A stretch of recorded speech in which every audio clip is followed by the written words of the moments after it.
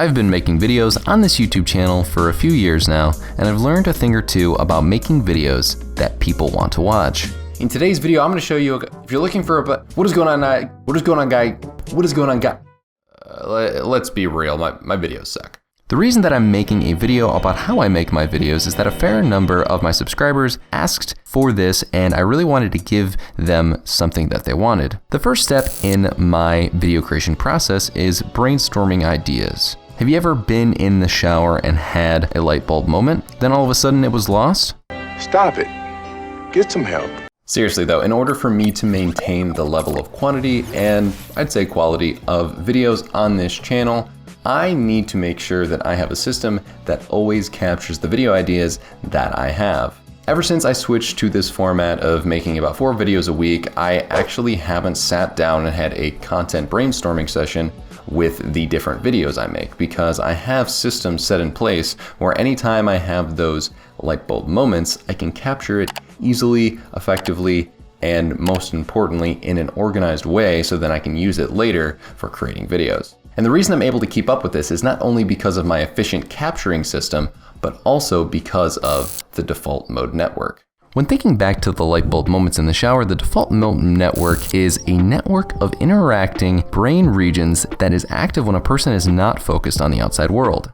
So essentially in the background, you are constantly churning out different processes and your brain is figuring out things for you a lot of the time. So by leveraging this other system, I am able to have those moments where I have that clarity of, this is a good video idea that I'd want to utilize, and then I can jot it down really quick rather than needing to go and sit down at my desk and think, what would be a good video idea? Because I'm just able to efficiently capture all of those light bulb moments and never let them get away from me. When you look at my content ideas part of my second brain, you can see that I have ideas for months just because I capture all of my light bulb moments and never let it be lost into the ether. So something that a lot of people don't know before they start making YouTube videos is the fact that writing is a huge part of it. And scripting is a big part of any writing process and any good storytelling. So while it's important to script, and I think it's great to have word for word, maybe what you're gonna say in like B-roll voiceovers, I personally believe in the write out everything for the B-roll voiceover and have an outline for everything else approach. So for A-roll, like stuff like this, I have bullet points about what I'm gonna talk about. I don't have the entirety of what I'm gonna say. I think reading off a teleprompter in that sort of way is a little inorganic, and I personally like the outline before everything else approach. So this is a question that a lot of people have asked me over the past few months as I did up my quality a lot. I have a light that's very good. I have a 4K video camera that I enjoy. I have another sublight here that's pretty solid. It's a lamp, but I'm gonna give you guys a list of everything I have right now. So I have a Sony ZV-1, which is about $700. You can get this maybe for a little bit cheaper at certain times of the year. I really enjoy it. Obviously you're gonna need a few dollars allocated towards that for a SD card and batteries. I would also recommend getting a battery pack to go with the Sony ZV-1. I have a 3-pack that I would recommend you guys get. I'll put that link in the description as well. I also have a very nice softbox light from DVM, which I very much enjoy and helps me improve the quality of my camera. I would say that outside of the camera, the most important thing is the light source. And then obviously something that's also very important is the audio cue. If you're not gonna wanna listen to something in the background YouTube video wise, you're not gonna watch it. So I would recommend for a budget person, there's this blue snowball that's in front of me, and behind me I have the Audio-Technica AT2020. That is the version that requires a preamp, but I would honestly recommend you getting the Audio-Technica AT2020 Plus if you're gonna go that route, because that's a USB version. And honestly, I probably should have got that in retrospect. I do like my microphone a lot, but I don't really like the fact that I need a preamp. And then right there I have the neon light bulb, which is pretty cheap. It's under $10. And then I actually have some LED strips on the back of my monitor to give another accent to the background. And lastly, I have this Ulanzi cube light that I really enjoy that helps me get nice focused light into shots that don't have it. A tip I would give you guys for getting the best audio quality is, first and foremost, I would record in a moment that is silent and make sure you don't move and have no noise going on for about 20 seconds. Then you can get a good noise profile of the floor, because there's going to be a hum in the background that you're not going to notice the entire time. But what you can do is if you utilize a short 20-second section, it doesn't have to be 20 seconds, but that's ideal. You can give a software an idea of what the background sounds like, and then it will take that off. And that is why I would say that I have quality audio. And another thing is, please make sure if you have different things in your house that prevent you from having good audio quality, that you record at times that are better. So there's a furnace that goes on in my house. I'm going to show you an example from a video I made where I posted it just because I did, and there's not great audio quality in comparison to this. Shout out to this furnace. It's been the bane of my existence in the winter for a long time. Thank you, Dwight D. Eisenhower, for all of the great things that you did in your life and for the system that you left behind. And as you can see, even the best editing wouldn't make that not sound awful. So I do recommend being in a situation like this. For me, I'm fitting this in when the furnace is off and the audio quality is infinitely better.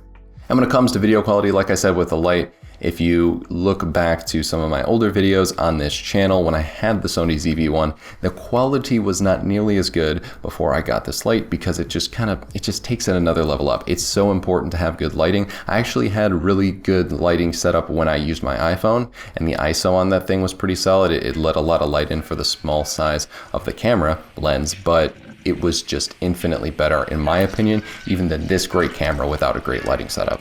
So I will put in the description a small set of items that I would recommend you guys use if you want to start making videos. Start with your iPhone, and then I have a few different things that I would recommend. That will give you all the different points you need to have a proper lighting setup. And I know it's not going to be perfect, but it's better than you just not properly lighting your setup or having good audio quality. And that's the baseline of what you need. So audio editing is also really important, and I'm going to dive into what makes my audio sound great. I would say that if there was one thing that I pride myself on in my quality of my content, as well as what people seem to say to me often, they say I have a nice voice, but honestly, I think that's mainly because of practice, as well as my audio quality is good because I have a good editing process. And if you manage to get that balance act going, you're going to have pretty decent quality, and people are going to think you have a nicer voice than maybe you do. So if we take a quick look at my audio editing process, what I like to do is I have a bunch of different sections for the type of videos that I have. So obviously I have podcast audio, sort of formal audio, and what I do here is if I take something like a recent video, for example, this video, and I go to the A-roll audio raw file that I always label out there, I recommend if you ever are recording in Audacity that you immediately export it, because saving it as a project, it can lose it, and I don't recommend that. So what I like to do first and foremost is take this at a baseline and find what I like to call the noise floor. So if we look at this guy, there's going to be a section where no noise is being made. So I'll basically play this and listen to myself. And there was no noises made. You can see on this line, there's a bunch of little ones.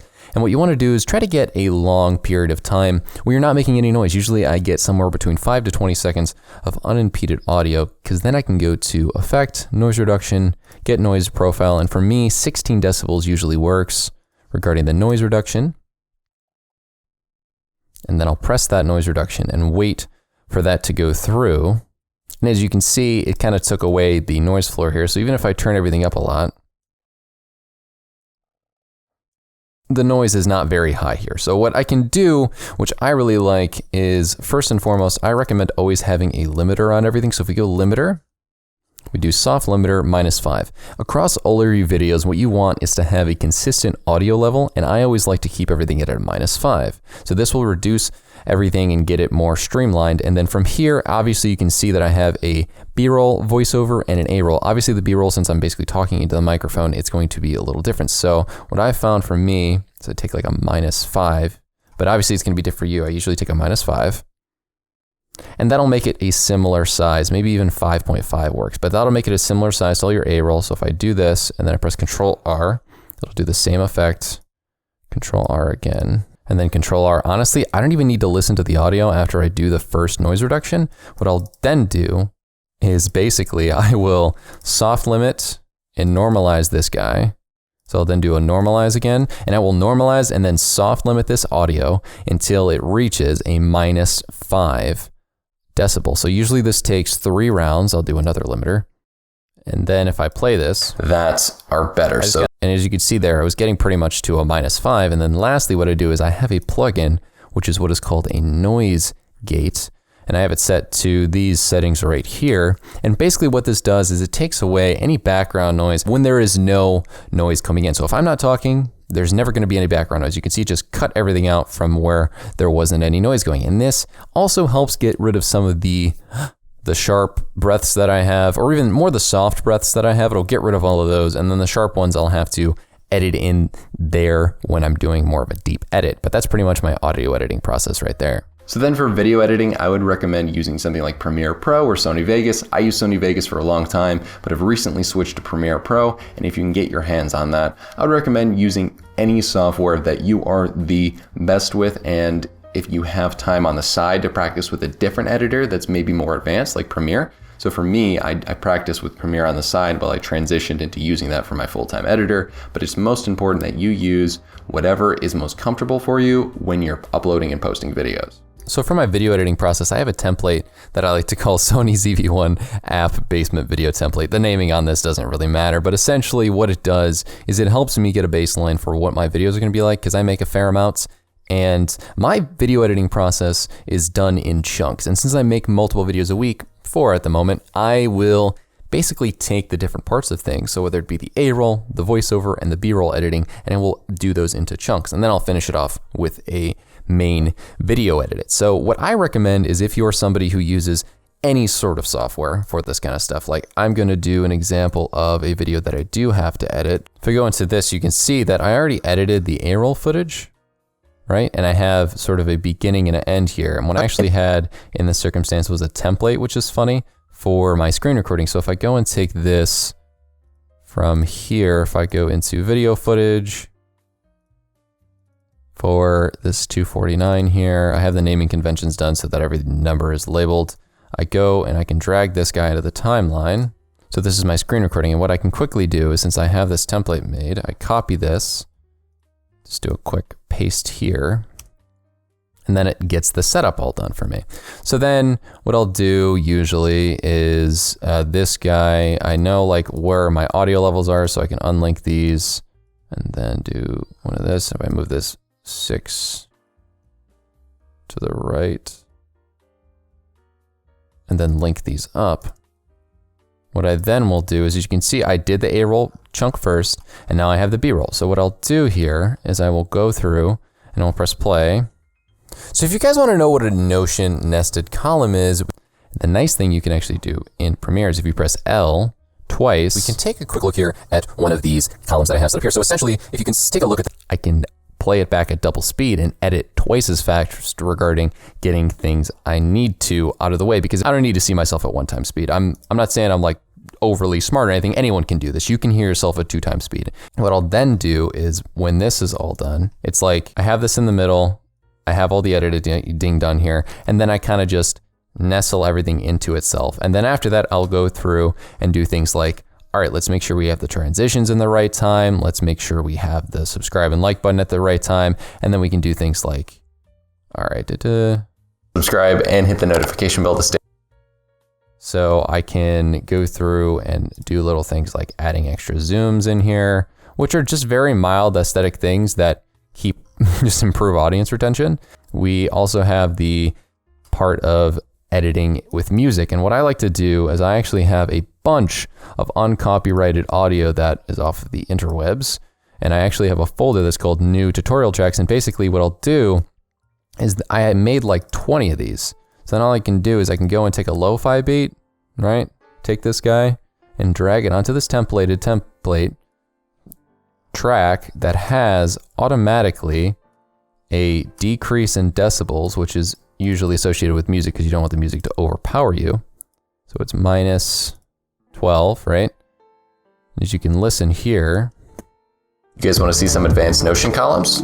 Well, I'll show you all of that once you hit that like button. So what I can do here is I can, since it's the intro is when it's fine to be loud, I can do a little bit of like a raise of like, ooh, let's sneak this audio a little bit higher. You guys want to see some advanced Notion columns? Well, I'll show you all of that once you hit that like button, subscribe, and hit the notification. So then we can have a nice little lo-fi hip hop beat undertone. And then once I have everything cut up together, you can see if I pull up a timeline from another video. So then if we look at this, we can see a final timeline where there's a bunch of different stuff cut together. There's a bunch of different B-roll going on here. And it's just pretty much everything buckled down into an actual really intense timeline. So I'm always a fan of showing people the different kinds of things I do. And this is pretty much how I edit my videos. So the final step of everything I would recommend is that you go through and you add in some bits of humor, you add some sound effects, add some sound design, add music, and then also make sure you cut out anything that's extra. There are so many different parts of this video that I probably cut out that I said, because the more concise that you have something, the better the retention is going to be. And I would recommend going through and always giving your videos an extra look on what you didn't need to say. So I may not make perfect videos, but I figured I'd give this video guys to you because so many people had asked for it before. If you guys like this one, please make sure to hit that like button and subscribe to my channel. It's just been awesome to see this growth, and I am blessed that I am seeing this, because I'm speechless, honestly. Make sure to check out one of my other videos in the end card right there. And with that being said, thank you guys so much for watching this video. I will see you in the next one.